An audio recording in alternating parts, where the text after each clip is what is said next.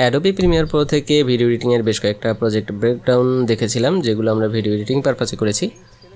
আজকে সেরকমই একটা প্রজেক্ট ব্রেকডাউন, এই এডিটটা কীভাবে করা হয়েছে এবং কোন পারপাসে আমরা ব্যবহার করতে পারি সে সম্পর্কে বিস্তারিত আলোচনা করব। আমি এখান থেকে বাকোয়েটার একটা ভিডিও টিউটোরিয়াল নিয়েছি, এটার ভিডিও এডিটিংটা কীভাবে এডিট করা হয়েছে সেটা সম্পর্কে আমরা একটু দেখতে চাচ্ছি। ওকে,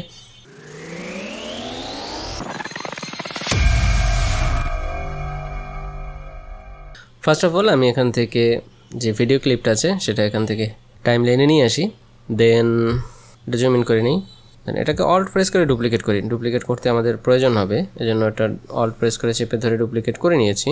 এখান থেকে যদি একটু প্লে করে দেখি, প্রথমে এই ইফেক্টগুলো আমরা অ্যাড করব কিভাবে।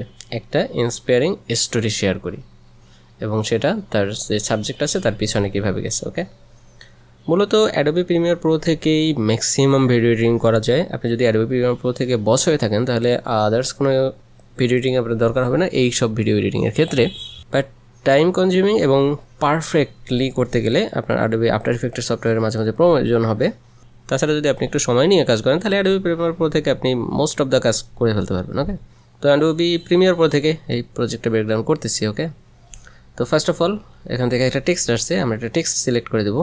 আমি অভ্র ইউজ করতেছি, ইউনিকোড ব্যবহার করব। এটা যদি সিলেক্ট না থাকে সিলেক্ট করে দেবেন, দেন এখান থেকে বাংলা সিলেক্ট করে এখান থেকে টেক্সট লিখে দেই একটা। আমরা ফন্ট ব্যবহার করতেছি লিপি ঘরের হচ্ছে বাংলা ইউনিকোড, যেহেতু এখানে ইউনিকোড সিলেক্ট করা আছে, এগুলো খেয়াল করবেন তাহলে যুক্ত বর্ণের সমস্যা হবে না। আমরা এখান থেকে এটাকে অ্যাডজাস্ট করে যে কোনো একটা আপনাদের অ্যাকুরেট এক টেক্সট যদি ব্যবহার করতে চান তাহলে সেটা ব্যবহার করে দেবেন। এখান থেকে এটা ইটালিক করে দেয় একটু বাঁকা, অথবা চাইলে এখান থেকেও ধরে একটু বাঁকা করে দিতে পারি, তাহলে সেটা পারফেক্ট একটু বাঁকা হবে না আর কি।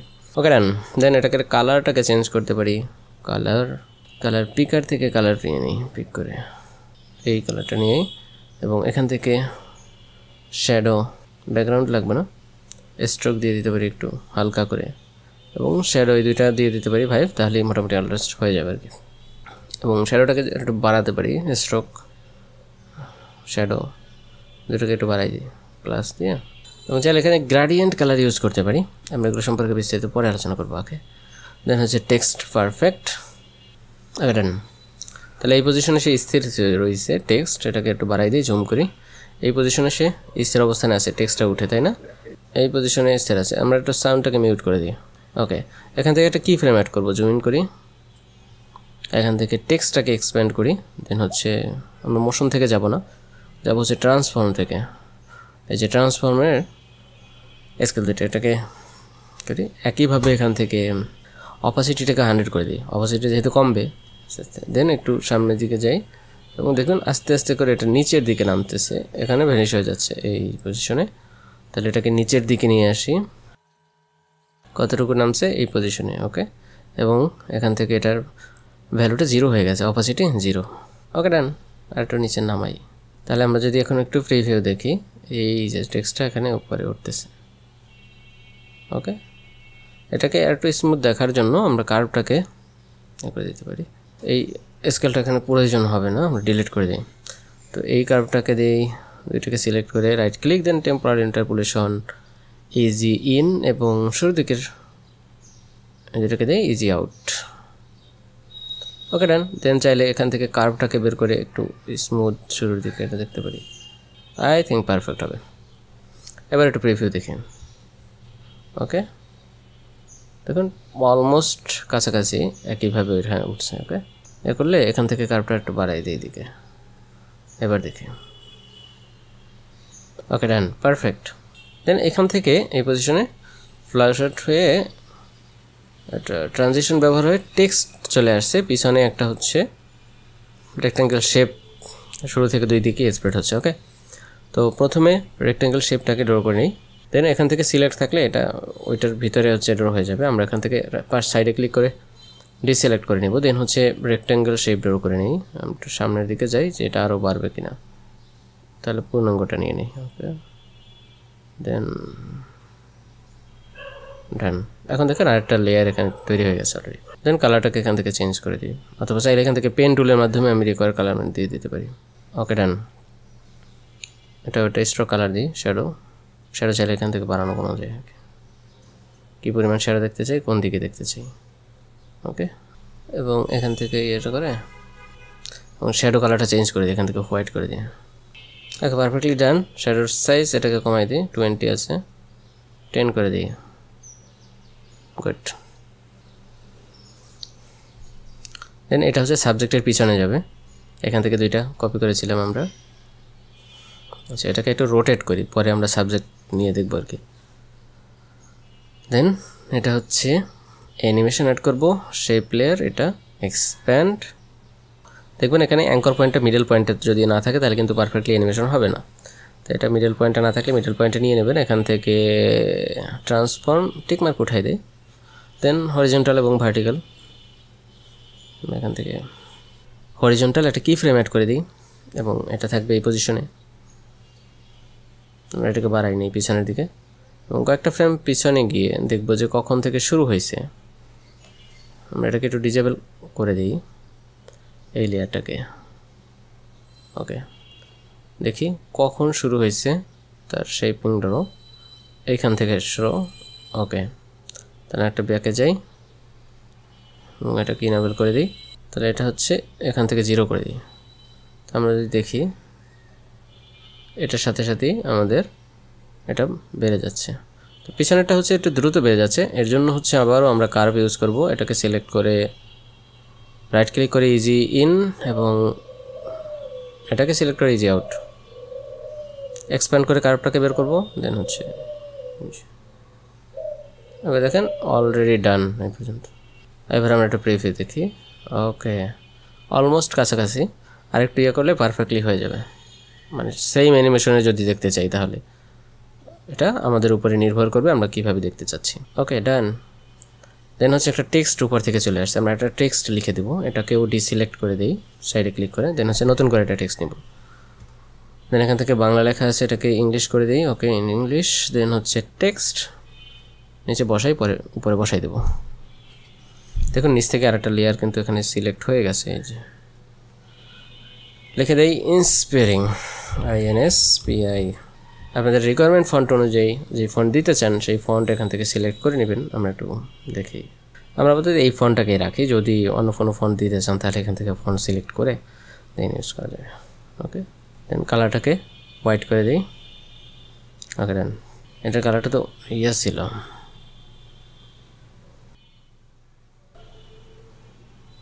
স্ট্রোক কালার দিয়েছি। ওকে, তাহলে ইন্সপায়ারিং এটা অ্যাড হয়ে গেছে। এটার ক্ষেত্রে আমরা অ্যানিমেশন অ্যাড করব। এই পজিশনে এসেছে, স্টেবল হয়েছে।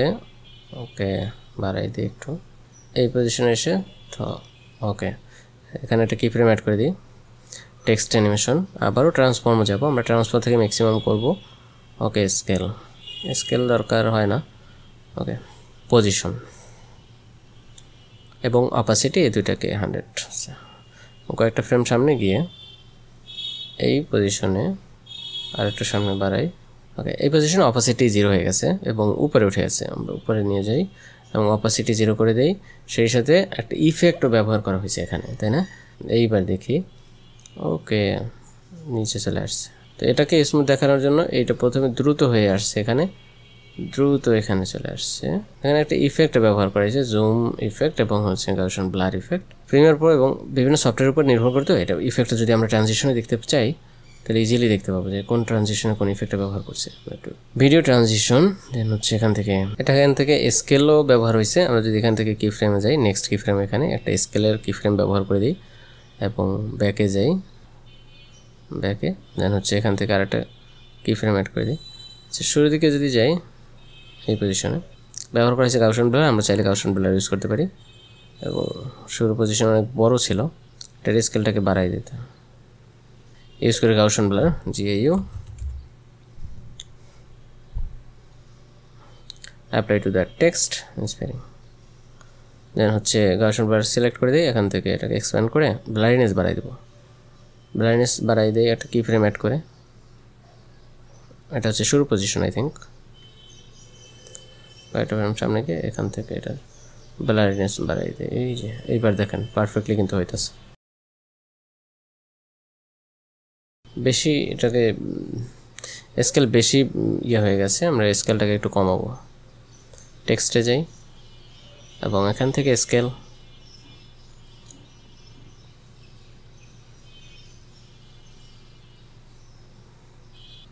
ওকে ডান। আপাতত এটাকে রাখি, এইবার দেখি।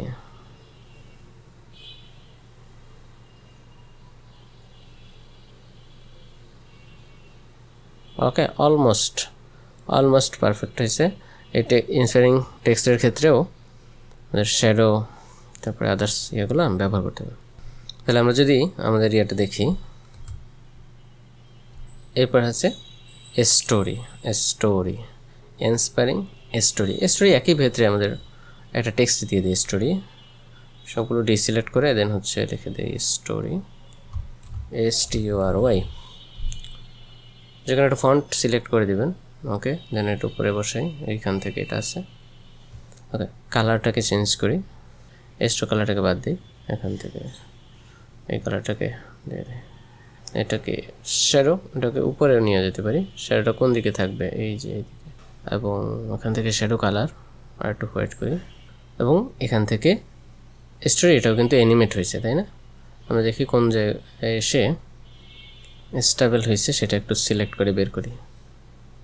নিচ থেকে অ্যানিমেট হয়ে এখানে আসছে, এই যে এখান থেকে এই পজিশনে স্টেবল হয়েছে। তো এটাকে এক্সপ্যান্ড করি, দেন হচ্ছে আবারও ট্রান্সফর্ম ইফেক্টে এখানে যাই, পজিশন এবং স্কেল দুইটাকে করি অপাসিটি এখানে 100। যেন কয়েকটা ফ্রেম সামনে যাই, যে কোন পজিশন থেকে সে ভেনিশ হয়েছে, শুরু হয়েছে যাত্রা, এই পজিশনে। দেন এটাকে নিচে নামাই, গুড। দেন হচ্ছে অপাসিটি 0 করে দেবো, অপাসিটি 0। ওকে ডান। এইবার দেখি,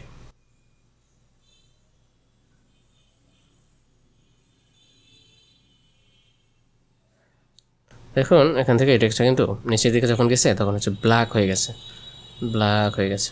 এটা কীভাবে করতে হয় সেটার জন্য আমার টিউটোরিয়াল আছে, এখান থেকে দেখে দেন হচ্ছে ইজিলি করতে পারবেন। ওকে, এটাও আমরা কার্ভটাকে স্মুথ দেখার জন্য রাইট ক্লিক করে সিলেক্ট করে দেন হচ্ছে ইজি ইন, এবং শুরু থেকে এটা ইজি আউট করে দিই। রাইট ক্লিক টেম্পোরারি ইন্টারপোজিশন, দেন হচ্ছে ইজি আউট। ওকে, এখন এটাকে পজিশন কার্ভ অ্যাড করি, দেন হচ্ছে কি ফ্রেম ব্যাড করে। ওকে, এবার দেখেন অলমোস্ট সিমিলার ইয়াতে উঠে গেছে। ওকে ডান। তো এইভাবে চাইলে খুব ইজিলি আমরা ব্যবহার করতে পারি। এবার আসি, সাবজেক্ট হচ্ছে এগুলো সব পিছনে যাবে। এটা কীভাবে করতে হয়, আমরা যে কপি করেছিলাম টেক্সট, সেই টেক্সটটাকে উপরে নিয়েছি, সব কিছুর উপরে, তাই তো? এবার দেখেন এটা হচ্ছে এডিটিংয়ের, এটা যদি ব্ল্যাঙ্ক থাকতো, ব্ল্যাঙ্ক ভিডিও নিয়ে আমরা কাজ করবো তাহলে বুঝতে সুবিধা হবে। এটা হচ্ছে বাই ডিফল্ট তাদের যে এডিটিং, এবং আমারটা হচ্ছে এখন এটা নিচে পড়ে গেছে। এখন দুইটা ওয়েতে মাস্কিং করা যায়। আমরা এখান থেকে অল্ট প্রেস করে যেটা করছিলাম, এটাকে সিলেক্ট রেখে দেন হচ্ছে অপাসিটি থেকে পেন টুল ব্যবহার করে করতে পারি, অথবা এখান থেকে এটাকে ধরে ব্যবহার করতে পারি। এই যে দেন একটা জুম ইন করি, ফিট আছে, জুম ইন করি 100%। দেন এখান থেকে যাই, কি ফ্রেম অ্যাড করে দিই এখান থেকে পজিশনে, এই পজিশনে। আমি এর আগে বলছিলাম যে অ্যাডোবি প্রিমিয়ার প্রো থেকে পারফেক্টলি করা যাবে, বাট একটু টাইম কনজিউমিং, একটু ইফোর্ট দিতে হবে আর কি, সময় লাগবে। বাট অ্যাডোবি আফটার ইফেক্ট থেকে এই কাজটাই মাত্র কয়েকটা ক্লিকে করে দিত, যদিও সেখানেও সময় লাগতো, তারপর একটু বেশি পারফেক্টলি কাজ হইতো আর কি। তো আমাদের আর এখানে কাজ নাই, নিচের পার্টগুলো থাকুক, সমস্যা না, এটা ম্যাচ হোক, সমস্যা নেই, কারণ নিচের অংশ আসবে না। ওকে, পারফেক্টলি ডান। সামনে একটু মাস্ক ফেদার ইউজ করবো 10 থেকে 20। দেন হচ্ছে এটাকে মাস্ক প্যাথে অ্যানিমেশন করবো, এটাকে ফিট করে দিই। এখান থেকে কয়েকটা ফ্রেম সামনে যাই, যতটুকু টেক্সট আছে অতটুকু আমরা কয়েকটা ফ্রেম সামনে যাই, এটাকে জুম ইন করাই থাকুক 100%। ওকে, এই কি ফ্রেমকে একটু সরায়, আমাদের যদি কি ফ্রেমগুলো এখান থেকে সরে যায় তাহলে এই কি ফ্রেমগুলো একটু ইয়ে করে নেব। তাহলে এখান থেকে একটা কি ফ্রেম অ্যাড করে দিই, দেন কয়েকটা ফ্রেম পরে সামনে যাই, দেখে কতটুকু কোথায় চেঞ্জ করতে হয় সেই পয়েন্টগুলোকে একটু চেঞ্জ করে দিলে আমাদের কি ফ্রেম অ্যাড হয়ে যাবে। এই যে অ্যাড হয়ে গেছে অলরেডি, ডান। ওকে, এটা সময় নিয়ে একটু কাজ করতে হবে আর কি। পারফেক্টলি ডান। দেন হচ্ছে আর কয়েকটা ফ্রেম সামনে যাই, দেন হচ্ছে ওইটাকে একটু উপরে উঠাই, দেন কয়েকটা ফ্রেম সামনে যাই, আর একটু উপরে উঠাই, একটা ফ্রেম সামনে, আবারও। এগুলো কি ফ্রেম ধরে ধরে একটু অ্যানিমেট করতে হবে আর কি,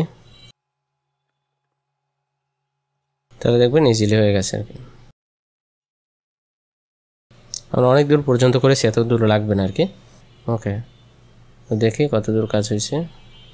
একটু নিচে নিয়ে আসি, যেহেতু ডিসপ্লে একটা বোঝা দিতেছে না। ওকে, এইবার যদি আমরা একটু দেখি প্রিভিউ, ফিট, এখান থেকে একটা দেখুন এবারে সাবজেক্ট কিন্তু সামনে চলে আসছে, এখান থেকে অ্যানিমেট হয়েছে আমাদের। মাস্কিং দেখি, অপাসিটি, মাস্কিং, এখান থেকে অ্যানিমেট শুরু হয়েছে আমাদের। পিছনের কাজগুলো আমাদের করা হয় নাই, আমরা একটু কাজ করি পিছনেরটাও। জুম ইন 100%,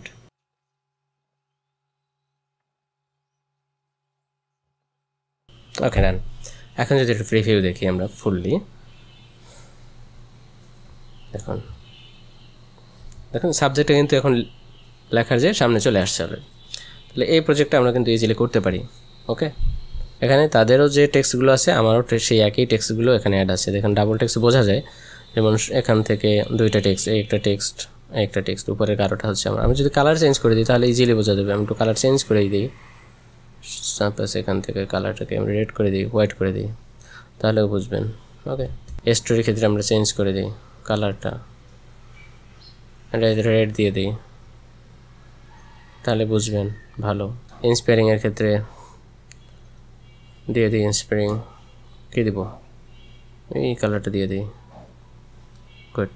এবার প্রিভিউটা ভালো বোঝা যাবে। দেন হচ্ছে শেপের কালারটা দিয়ে দিই, গ্রাফিক্সের শেপের কালার কী দিব এখানে বলেন, কী দিব, কী দিতে বলবেন আমরা সেটাই দিব। ওকে দেন এবার আমার কালার তাদের কালার, একটা ভিডিও পারফেক্ট ম্যাচিং বোঝা গেছে। ওকে, দেখি একটু প্রিভিউ, গুড, মানে তাদেরটাও আছে আমারটাও আছে, গুড। এরপরে পরের স্টেপ চলে আসছে। এবার এখান থেকে লেখাগুলো চলে গেছে একত্রেই, সবগুলো চলে গেছে এইখান থেকে, এই যে। তাহলে আমরা ওইখান থেকে এটাকে ভ্যানিশ করে দেবো। এই পজিশন থেকে কমা শুরু করছে এবং এই পজিশনে এসে ভ্যানিশ হয়ে গেছে। তাহলে আমরা এখানে কেটে নিই, সি প্রেস করে ওগুলোকে কেটে নিতে পারি, অথবা সবগুলোকে নেক্সট সিকোয়েন্সে কনভার্ট করতে পারি, অথবা ইন্ডিভিজুয়ালি ধরেও আমরা অপাসিটি 0 করে দিতে পারি, অথবা এখান থেকে কেটে নিই।